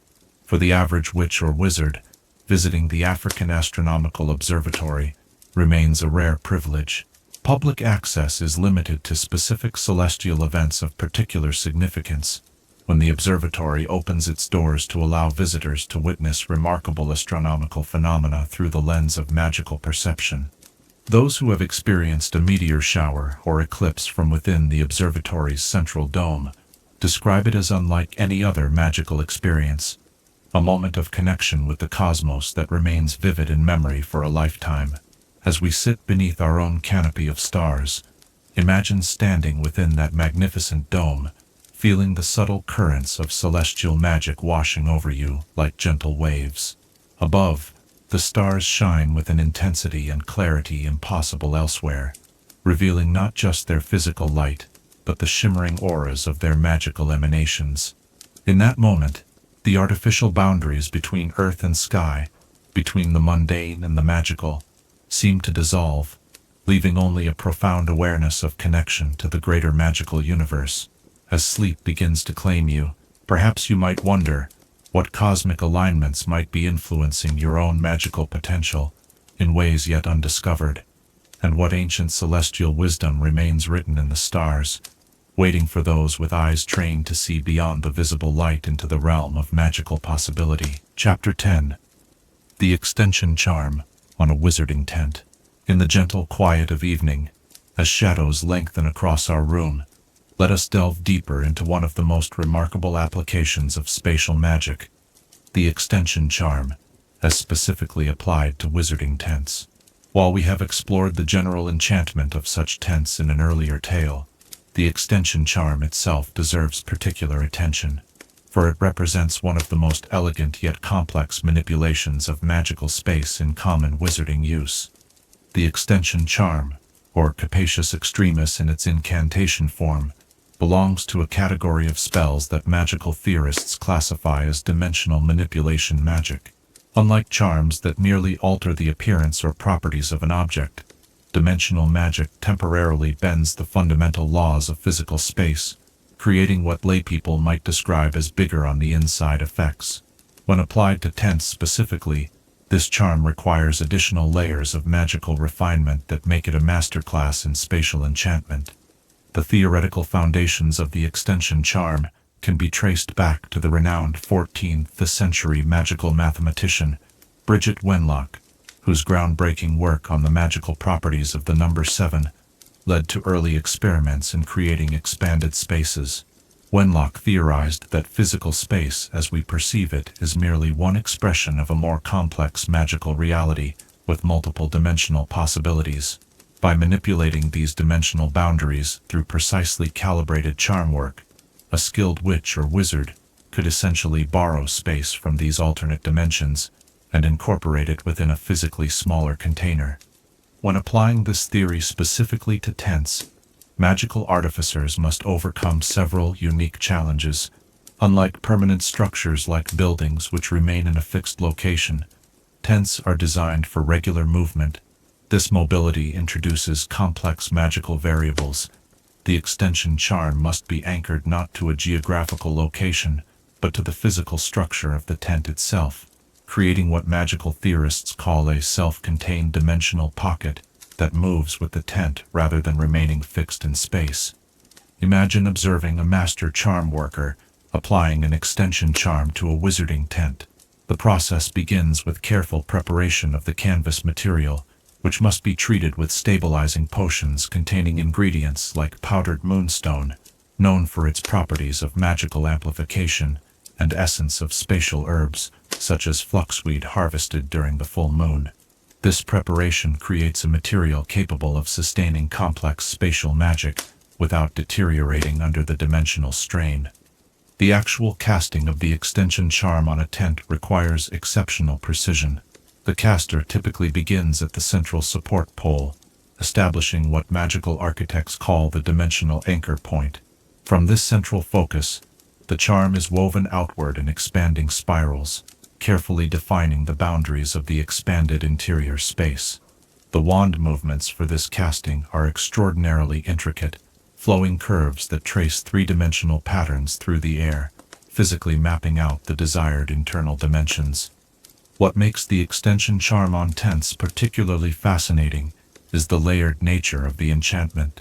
The outer layer must maintain a conventional appearance suitable for Muggle-worthy campsites, while simultaneously supporting the dimensional fold that creates the expanded interior. Between these layers exists what magical theorists call the transitional threshold, the doorway or entrance flap where the spatial expansion actually occurs. Crossing this threshold involves passing through a subtle magical distortion that the human mind typically fails to register consciously, though many witches and wizards report a slight tingling sensation when entering or exiting an expanded tent. The interior architecture of an expanded tent requires its own specialized charms that work in concert with the primary extension charm. Furnishings, walls, and amenities must be anchored to the expanded dimensional space rather than physical reality, requiring specialized stabilization charms. These secondary enchantments ensure that the contents of the tent remain in their proper places relative to the expanded interior, rather than collapsing into their true, physical positions when the tent is moved, or the extension charm fluctuates. The magnitude of spatial expansion possible with the extension charm varies widely depending on several factors. The skill of the caster represents the most significant variable. More powerful and precise charm workers can create larger expansions with greater stability. The quality of materials used in both the tent construction and preparatory potions also influences the maximum stable expansion ratio. Finally, the intended duration of the expansion affects its potential size. Temporary expansions for a single night's accommodation can be proportionally larger than those designed to last for months or years, as demonstrated by the differences between luxury tents at the Quidditch World Cup and the more modest yet durable tent used by Harry, Ron, and Hermione during their year of searching for Horcruxes. One particularly fascinating aspect of the extension charm on tents is how it handles environmental conditions. How does a space that is physically larger inside than outside maintain appropriate temperature, air quality, and lighting? The answer lies in supplementary enchantments that work in conjunction with the extension charm. Climate control charms create appropriate internal conditions regardless of exterior weather, while specialized atmospheric charms ensure proper air circulation throughout the expanded space. Most remarkable, perhaps, are the light-generating charms that illuminate the interior. Since windows in an expanded space cannot logically receive natural light from the outside world, magical light sources must be integrated into the extension enchantment itself. The stability of an extension charm on a wizarding tent requires careful magical maintenance. Unlike permanent expanded spaces in fixed locations, which may remain stable for decades or even centuries, the mobile nature of tents introduces magical stresses that gradually weaken the dimensional boundaries. Professional tent enchanters recommend annual dimensional recalibration for frequently used tents, a process that reinforces the original extension charm and repairs any weakening in the spatial boundaries. Without this maintenance, expanded tents may begin to show signs of instability, flickering interior dimensions, spatial distortions, or in extreme cases, catastrophic dimensional collapse, where the interior suddenly reverts to its true physical size, with predictably disastrous consequences for anyone or anything inside at the time. From a legal perspective, the extension charm as applied to tents falls under multiple regulatory frameworks within the Ministry of Magic. The Department of Magical Transportation oversees the registration of expanded portable spaces, while the Misuse of Muggle Artifacts Office ensures that enchanted tents maintain appropriate external appearances. Additionally, the trading standards body enforces strict quality control standards to prevent dangerous magical instabilities. Commercial producers of expanded tents must obtain special licenses and submit to regular inspections, as the consequences of poorly executed extension charms can be severe. The magical theory community continues to debate certain fundamental questions about extension charms on tents. Where exactly does the extra space come from? Does the charm merely create an illusion of expanded space, or does it actually borrow dimensional reality from elsewhere? Some magical theorists propose that expanded spaces exist in a localized pocket dimension that intersects with our own, only at the entrance point, while others argue that the charm compresses the magical essence of space itself within the boundaries of the tent, essentially creating a higher density spatial environment. These theoretical questions, while seemingly academic, have practical implications for the further development and refinement of spatial expansion magic. In everyday wizarding life, the extension charm on tents represents one of the most practical applications of advanced magical theory. It allows for comfortable travel without sacrificing the comforts of home, enables wizarding communities to gather in large numbers while maintaining secrecy from the Muggle world, and provides emergency accommodation during times of need or displacement. From the luxurious 3-story tent used by the Weasleys at the Quidditch World Cup, to the modest but functional tent that served as a mobile headquarters during the hunt for Horcruxes, these expanded spaces demonstrate magic's ability to transcend ordinary physical limitations. As our evening together grows later and sleep begins to beckon, imagine yourself standing before a simple canvas tent pitched on an ordinary patch of grass. From the outside, it appears unremarkable, perhaps showing signs of weather and wear, its fabric faded by sun and rain. But as you push aside the entrance flap and step across that magical threshold, you enter a fully furnished space complete with comfortable chairs, a crackling fireplace, and rooms branching off a central living area. In that moment of transition, you experience one of the wizarding world's most remarkable everyday magics, the subtle art of expanded space, where the impossible becomes simply another expression of magical possibility. As you drift towards sleep, perhaps you might consider, what rooms and spaces would you include in your own perfectly enchanted tent, and what does your imagined design reveal about the experiences and comforts you value most as you travel through both the physical world and the landscape of your dreams? Chapter 11. The Annual Halloween Feast. The veil between worlds grows thin as autumn leaves dance on the evening breeze. Tonight we turn our attention to one of Hogwarts' most anticipated and atmospheric traditions, the annual Halloween Feast, a celebration where magical heritage, seasonal abundance, and the mystical nature of the holiday converge in spectacular fashion within the hallowed walls of the castle. Halloween holds a special significance in the wizarding world that transcends its modern interpretation in Muggle society. For witches and wizards, October 31st has long been recognized as a night when magical energy naturally intensifies, when ancient powers stir, and when the boundary between the physical world and more ethereal realms grows momentarily permeable. This magical resonance explains why Halloween has been celebrated at Hogwarts since the school's founding over 1,000 years ago, evolving from simple harvest rituals into the elaborate feast we recognize today. Imagine yourself approaching the Great Hall on Halloween evening. The corridor leading to the massive oak doors is lined with carved pumpkins, each one animated through clever charm work to whisper ghostly stories or sing eerie melodies as students pass by. Some display faces that shift expressions when no one is looking directly at them, while others hover several inches above the floor, rotating slowly to reveal different carved designs. These are not the work of Hagrid alone, though his enormous pumpkins provide the perfect canvas, but rather a collaborative project between the herbology and charms departments, with Professor Flitwick typically overseeing the intricate animation spellwork. As you step through the doorway into the Great Hall itself, The full spectacle of the Halloween decorations leaves even returning students momentarily breathless. The enchanted ceiling, always a marvel, takes on a particular magnificence on Halloween night. It typically displays a perfect reflection of the night sky outside, but enhanced with subtle magical embellishments, stars that shine with unusual brightness, wispy clouds that form momentary patterns resembling magical creatures before dissolving again, and occasionally, the silhouette of a witch or wizard on a broomstick flying across the face of the moon. 1,000 live bats flutter around the walls and ceiling, their wings creating soft currents of air that cause the floating candles to flicker dramatically.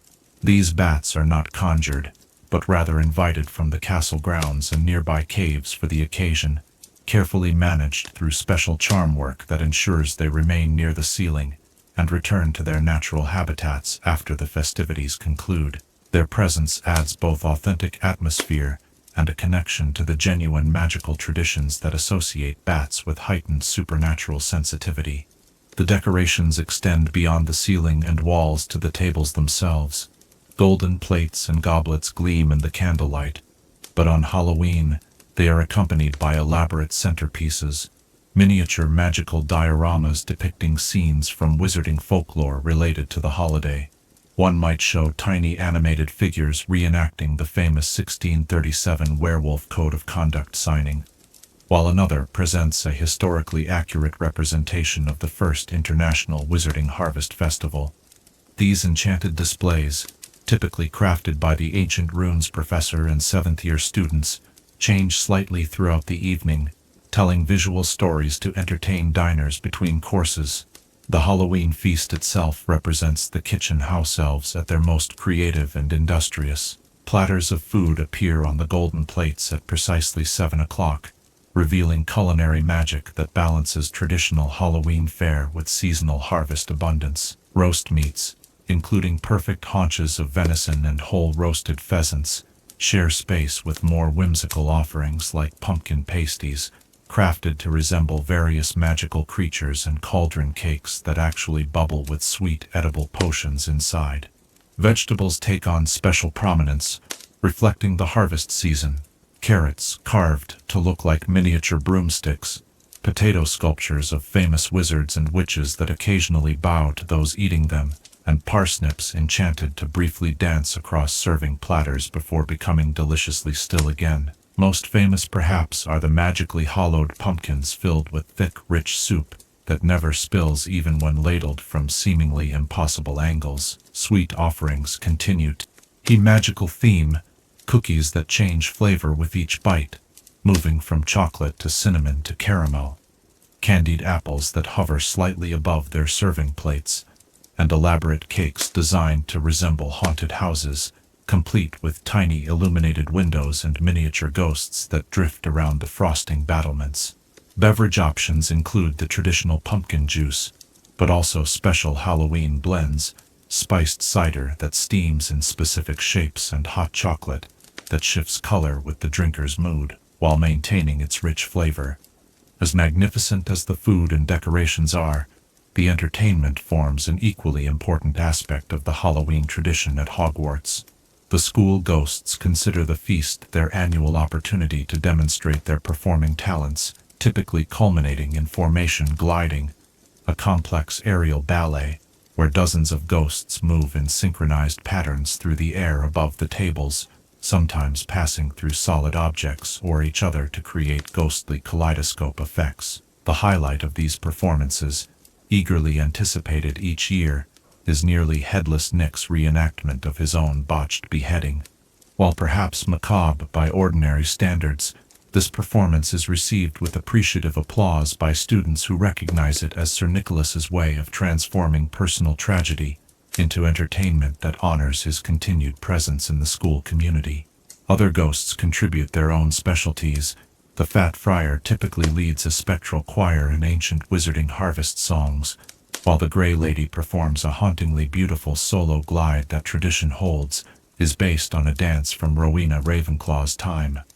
Beyond the official entertainment, Halloween at Hogwarts has accumulated its own set of traditions among the student body. Slytherins typically exchange small carved tokens made from serpentine, each one symbolizing protection against malevolent spirits. Ravenclaws often organize impromptu riddle contests at their table, with Halloween-themed brain teasers that grow progressively more challenging as the evening continues. Hufflepuffs are known for their tradition of bringing additional decorative items from their common room, particularly enchanted plants cultivated specifically for the occasion by their head of house. Gryffindors, meanwhile, often use the feast as an opportunity for storytelling competitions, sharing tales of bravery, some historical, others considerably embellished, that fit the supernatural atmosphere of the evening. For the professors seated at the high table, Halloween represents a rare opportunity to relax somewhat in their formal roles. Even the most serious among them typically participate in the festive spirit. Minerva McGonagall has been known to transfigure her pointed hat to incorporate seasonal designs, while Phileas Flitwick often charms the silverware at the high table to play brief musical interludes between courses. Only the Defense Against the Dark Arts professors tend to maintain heightened vigilance during the feast, acknowledging the magical significance of Halloween as a night when certain dark forces may indeed grow stronger. The timing of the Halloween feast within the school year gives it additional significance. By late October, first-year students have begun to adjust to life at Hogwarts, making the feast their first experience of a major wizarding celebration away from home. For older students, it marks the end of the first phase of the academic year and offers a welcome respite before the increasing academic pressure of November and December. This transitional quality makes the Halloween feast not merely a celebration of the holiday itself, but a milestone in the rhythm of school life. Perhaps most poignantly, the Halloween feast gained additional layers of meaning after the fall of Lord Voldemort in 1981, which occurred on Halloween night. While the general festivities continue unchanged, many in the wizarding community recognize a moment of silent remembrance for Lily and James Potter amid the celebration.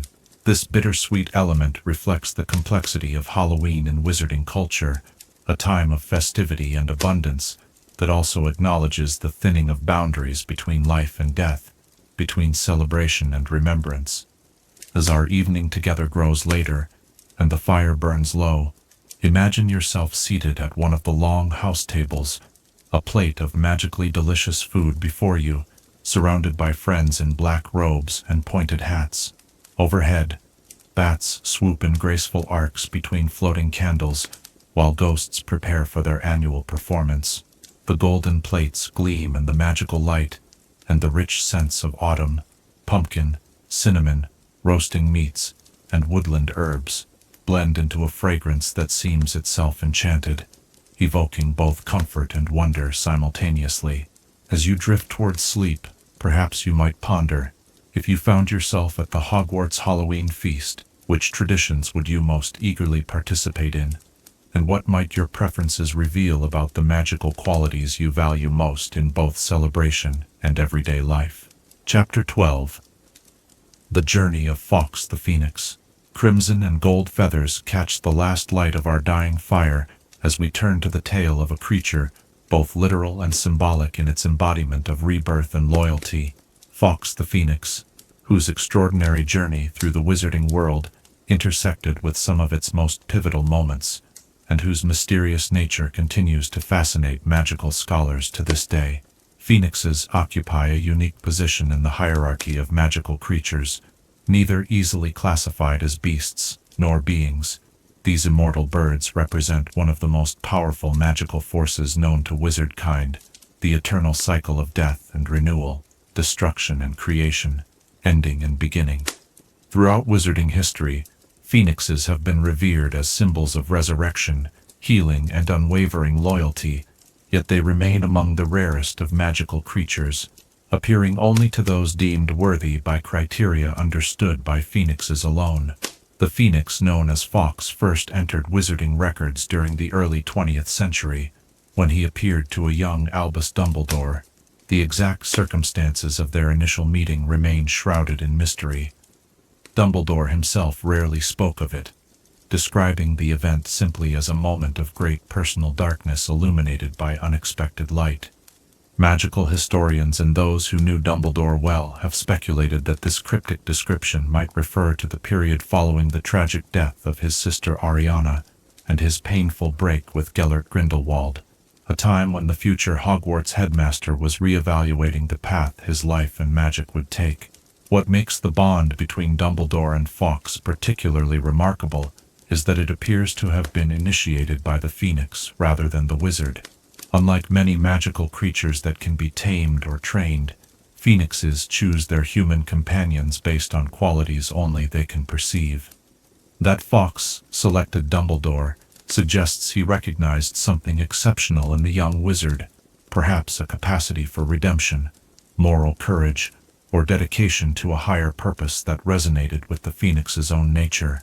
Physically, Fawkes exemplified the spectacular appearance common to his kind, about the size of a swan, with brilliant scarlet plumage, a golden tail as long as a peacock's, and gleaming golden talons. He commanded attention whenever he appeared. His eyes, described by those fortunate enough to have seen him as dark and shining as pools of water at night, were said to convey a wisdom and perception that transcended his non-human status. Like all Phoenixes, Fawkes possessed a beautiful and otherworldly song, music that could instill courage in the pure of heart and strike fear in the corrupt. Throughout his decades with Dumbledore, Fawkes made his home primarily in the headmaster's office at Hogwarts, perched on a golden stand near the desk where generations of students would encounter him during their visits. For many young witches and wizards, this represented their first and often only opportunity to see a Phoenix in person, an experience frequently described in memoirs and letters as transformative. Even in his quietest moments, Fawkes radiated a magical presence that affected all who encountered him, a gentle warmth that many likened to the comforting sensation of cheering charms, but deeper and more substantive. The magical abilities demonstrated by Fawkes during his time at Hogwarts confirmed and expanded upon what wizarding naturalists had documented about Phoenixes over centuries of rare observations. His capacity for regeneration through burning day cycles was witnessed by Harry Potter during his second year, a dramatic transformation from elderly bird to ash to newborn chick that encapsulated the Phoenix's most famous quality.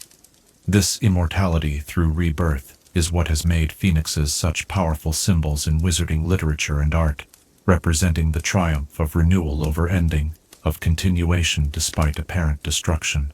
Perhaps most extraordinary among Fawkes' abilities was his capacity for healing through tears. Phoenix tears contain potent restorative properties, capable of healing even the most grievous wounds and neutralizing the deadliest poisons. This rare gift saved Harry Potter's life in the Chamber of Secrets, when he was injured by the basilisk's fang, demonstrating both the potency of Phoenix healing and Fawkes' willingness to bestow this gift on those he deemed worthy of salvation. Magical theory suggests that Phoenix tears work not just on physical injuries, but on magical damage as well, binding and repairing tears in the very fabric of natural magic that other remedies cannot touch. The Phoenix capacity for instantaneous magical transportation, disappearing and reappearing in a burst of flame, allowed Fawkes to transcend ordinary limitations of space. Unlike apparition, which requires specific magical training and remains subject to various restrictions and dangers, Phoenix transportation appears to function through fundamentally different magical principles. Fawkes demonstrated the practical application of this ability when rescuing Dumbledore from the Ministry of Magic, transporting him instantly through anti-apparition wards that would have confined any witch or wizard.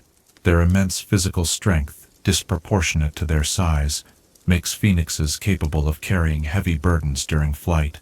Fawkes demonstrated this dramatically during the Chamber of Secrets incident, where he carried Harry Potter, Ron Weasley, Ginny Weasley, and Gilderoy Lockhart simultaneously out of the depths beneath Hogwarts. Magizoologists theorize that Phoenixes may temporarily share their inherent magical energy with those they carry, essentially lending them the Phoenix's own magical lightness during transportation. Beyond these tangible powers, Fawkes possessed abilities more subtle yet perhaps more profound. His song, like that of all phoenixes, could instill courage and hope in those who heard it, creating what wizarding musicians describe as resonance with the listener's inner light. During Harry Potter's confrontation with Voldemort in the Ministry of Magic, witnesses reported that Fawkes' song strengthened their resolve and diminished their fear, suggesting that Phoenix music works directly on the emotional and spiritual dimensions of those who hear it. The relationship between Fawkes and Dumbledore represented a magical bond that transcended ordinary human-creature connections. Theirs was not a relationship of ownership but of mutual respect and choice, renewed daily through recognition of shared values. Fawkes functioned as messenger, protector, confidant, and perhaps most importantly, moral compass to the headmaster. Some who knew Dumbledore well have suggested that in moments of difficult ethical decisions, he would look to Fawkes, finding in the Phoenix's unwavering gaze a reflection of his own highest principles. This extraordinary bond reached its most poignant expression in the Phoenix's response to Dumbledore's death. After the headmaster fell from the astronomy tower, witnesses reported hearing a Phoenix's lament, a song of such beauty and sorrow that even those who did not know of Dumbledore's passing understood intuitively that something irreplaceable had been lost.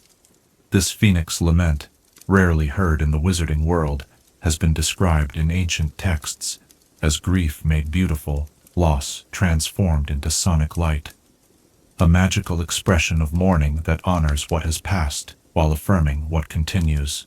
After this final song, Fawkes departed Hogwarts, never to return to his perch in the headmaster's office. His subsequent journey remains one of the great mysteries of recent wizarding history. Unlike other magical creatures with predictable migration patterns or territories, Phoenixes follow paths known only to themselves, appearing and disappearing according to purposes humans can only guess at. Some magical naturalists believe that Phoenixes, between their associations with wizards, travel to remote mountainous regions where ancient magic flows more freely, or perhaps to places where their healing presence is most needed. Speculation about Fawkes' whereabouts continued for years after his departure from Hogwarts. Reported sightings emerged from various parts of the world, a flash of scarlet and gold over a war-torn magical community in Eastern Europe, a phoenix song heard near an ancient magical site in Peru during a time of crisis, a healing presence felt among wounded magical creatures in a Southeast Asian sanctuary. Whether these encounters truly involved Dumbledore's former companion or other phoenixes, or merely wishful thinking, remains impossible to verify, as is typical with creatures of such rarity and mystique. What makes Fawkes' journey particularly meaningful within wizarding history is how it intertwined with crucial moments in the struggle against dark magic. His tail feathers formed the magical core of two remarkable wands, one belonging to Harry Potter, the other to Tom Riddle, creating a connection that would prove pivotal in their eventual confrontation. His intervention in the Chamber of Secrets not only saved Harry's life, but provided the means to destroy the first of Voldemort's Horcruxes. His transportation of Dumbledore from the Ministry foiled the Minister's attempt to arrest the headmaster at a critical moment in the resistance against Voldemort's return. In each instance, the Phoenix's actions, while seemingly motivated by loyalty to Dumbledore, ultimately served the broader cause of opposition to dark magic. The philosophical implications of Fawkes' existence and choices have been discussed extensively by magical theorists. As a creature embodying perpetual rebirth, the phoenix represents hope in its most essential form, the certainty that endings, no matter how final they may seem, contain within them the seeds of new beginnings. That such a creature would align itself with Dumbledore, and by extension, with those fighting against Voldemort's permanent disruption of the natural order through Horcruxes, seems symbolically fitting. The Phoenix stands as the antithesis to the Dark Lord's philosophy, embracing the natural cycle of renewal, rather than fearing and attempting to conquer death. As our fire burns down to its final embers, and our time together draws to a close, the journey of Fawkes reminds us of magic's most profound mysteries. Even in a world where transformation is commonplace and wonders occur daily, Some magical beings retain the power to astonish and inspire. The Phoenix, with its willing embrace of endings as pathways to renewal, offers a perspective that transcends the ordinary constraints of time and continuity, suggesting possibilities that extend beyond our immediate perception. As sleep claims you at last, perhaps you might wonder what phoenix-like capacity for renewal might reside within your own spirit, waiting for the moment when, like Fawkes rising from the ashes, you too might transform apparent endings into unexpected and beautiful beginnings.